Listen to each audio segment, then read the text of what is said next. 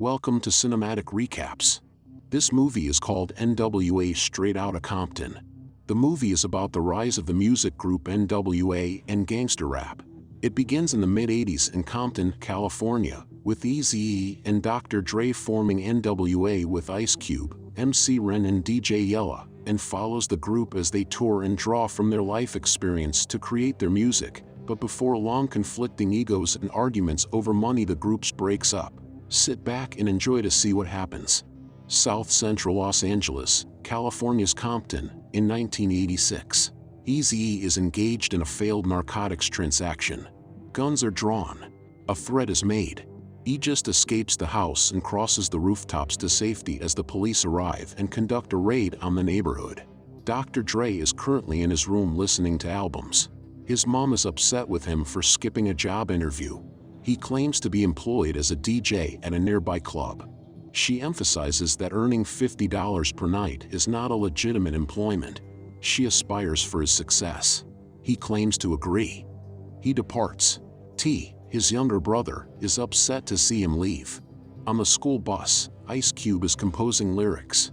Other children on the bus harass an automobile that is driving next to it by flashing gang signals. When the automobile cuts them off, the occupants board the bus and pull weapons on the children and the bus driver. They warn the children that the Crenshaw Mafia might come after them if they don't start gang-banging their books. The gang members get back into their car and exit the bus without hurting any of the children physically. Cube visits the residence where Dre is residing. He is creating beats with Jinx. Cube explains what transpired on the bus and informs them of the new rhymes he has written. The LAPD stops Cube as he attempts to return home and conducts a rough search of him. Later, Dre and DJ Yella are spinning at TOS Club. Although Lonzo, one of the club's proprietors, informs them he doesn't want any rap shit on stage, Cube takes the stage and raps about his day as soon as he exits. Lonzo despises it. However, MC Ren and E are present in the club, and they enjoy the music. Dre implores E to consider investing in the music. Afterward, there is a brawl in the parking lot, and Dre is detained by the LAPD. E provides for him. Dre tells E outside the police station that if he can smuggle drugs, he can smuggle records. They establish Ruthless Records as a unit. One of the raps that Cube created, Boys in the Hood, was to be recorded by the New York group HBO, but they detest it. It is advised that Cube simply record it, but he is unable to do so since he is already a part of a group with Jinx. He follows suit. He can hit the beat now that Dre has worked with him extensively. Eazye and NWA's rap song Boys in the Hood tops the charts for 6 weeks. Jerry Heller, a music manager, meets with E and tells him that he wants to establish E as a legitimate musician so that the two of them can use their talent to create something significant. E tells the group he wants everyone to wear black attire since it's professional in a later scene from 1988. Jerry has invited additional record industry professionals to the show to see it. Except for Brian Turner from Priority Records, they all pass. California Raisins are currently a member of Priority. Turner points them that the Raisins won the gold, and NWA initially thinks that is a joke. Suge Knight, the bodyguard for Bobby Brown, is also present. He commends them. At a studio in Torrance, California, the band records Straight Outta Compton. The men are followed outside by the racist LAPD during a brief interruption in the tape. Jerry has first-hand experience with police brutality. Following the incident, Cube scribbles "fuck the police." E has received his contract from Jerry, but no one else has received theirs. Jerry claims that is typical. The attorneys take an eternity. At his aunt's home, a baby is sleeping with Dre and his lady. They are in Summit, Houston in 1989 as part of their NWA tour. In the crowded arena, the band performs. In the wake of that, Dre calls his brother and invites him to meet them in Florida. To find their girl at a hotel party, 2 males arrive armed with firearms. With their own weapons, NWA pursues them away. The FBI then issues a warning regarding playing "Fuck the Police" in Ohio before the concert. Jerry suggests pausing the song for a short bit. He considers this free advertising. The remainder of NWA still lacked contracts before to their most recent show. Dre is informed of this by Cube, but he is told not to draw any conclusions about if anything fishy is happening. Dre is paged by 911. T was slain in a battle, his mother informs him. Dre sobs uncontrollably, and the group comforts him. He assures him that they will remain brothers forever. So that Dre can attend the funeral, they return to their California home. He tells his mother that if he had simply allowed his brother to travel as he pleased, this would never have happened. That isn't true, according to his mother, who is happy with Dre. The Detroit police arrive during the tour in Detroit, Michigan, and inform the band that they cannot perform the song "Fuck the Police" because of its coarse language. Despite Cube's warnings to the audience, they continue to play the song. The audience goes wild.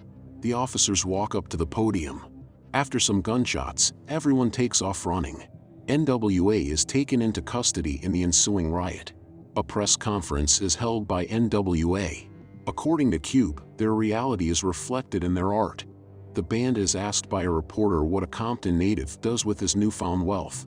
For an embarrassing situation, everyone looks to E. buy Raider gear, he responds. Finally, Jerry hands Cube a contract to sign and pays him $75,000 once he does. Cube believes there is a problem and wants to have a lawyer review it. Cube leaves since Jerry doesn't want him to do that. He asserts that he would rather be broke than fucked. Dre stays put because we gotta do what we need do, he says. He must consider his mother, a girl, and a young child. When the tour is over, Suge shows up and declares his intention to start managing artists. Icecube and his wife Kim are now in 1990. They meet with Turner, who informs Cube that going solo isn't very lucrative, but that if his debut record is successful, they'll make up for it on the follow-up. His debut album is likewise successful. 1991, 6 months later. Jerry makes E sign documents. There is currently a substantial Ruthless roster. Jerry tells E that it's critical to maintain Dre's happiness. Dre is being courted by Suge. When Brian refuses to give Cube an advance for his second record because it is complex, Cube destroys Brian's office. E resents Cube's success. The DOC suffers a crushed throat in an automobile accident. Dre pays him a visit in the hospital. Suge, who is present, notes that E and Jerry aren't. He offers to have his team look over Dre's contract and makes yet another attempt to recruit Dre. Brian plays Cube the latest NWA song, "Real Niggas," on which they refer to him as a Benedict Arnold. Cube responds by criticizing NWA and Jerry on his upcoming album. He refers to Jerry as a Jew. Jerry is the most outraged and plans to sue Cube for defamation of reputation and for having anti-Semitic views out of everyone else. He instructs E to handle it. Ruthless Records representatives and Cube's representatives clash during a new music expo. The Rodney King beating is being broadcast in the meantime. Jerry is startled one night when a strange man enters his home. E is loyal despite Dre's orders to get rid of Jerry. Dre emphasizes that they succeeded because to their dope shit rather than Jerry's success. When Dre reminds E that he promised him they would all remain brothers after T died, E sadly responds, "I guess you forgot about that." In a subsequent scene, Suge beats the crap out of E to persuade him to release Dre and DOC from their Ruthless contracts before Dre departs to start his own business, Death Row. New up-and-coming acts like Snoop Dogg are signed by Death Row. E informs Jerry that they must assassinate Suge.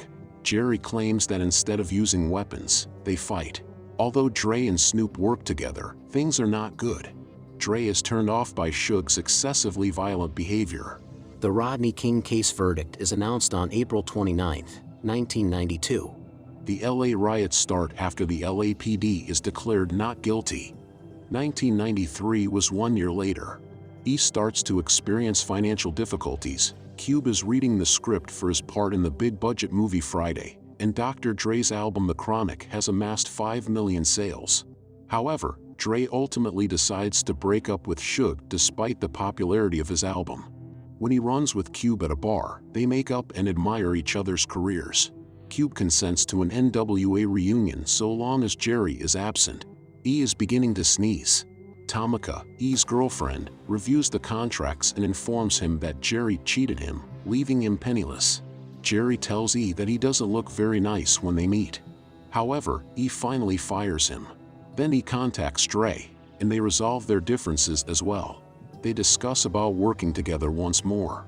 A new NWA album is ready to begin production with Ren and Yella. When he faints and is taken to the hospital, everyone is just waiting for Cube and Dre to arrive. He is informed by the doctor that he has HIV and that the only thing they can try to do is keep him comfortable for up to 6 months.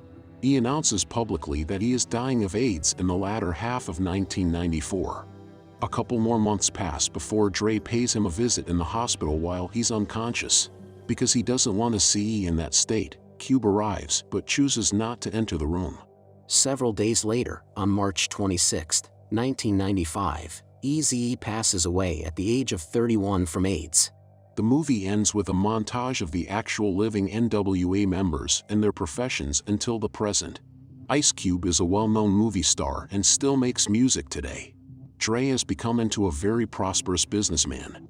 He turns Eminem into a celebrity and sells Apple's Beats by Dre Company for $3 billion. And that is the end of this movie. I hope you enjoyed it. Make sure to like, subscribe, and turn on the notification bell for daily updates of movie recaps like this. Comment what movie you want next. Thanks for watching.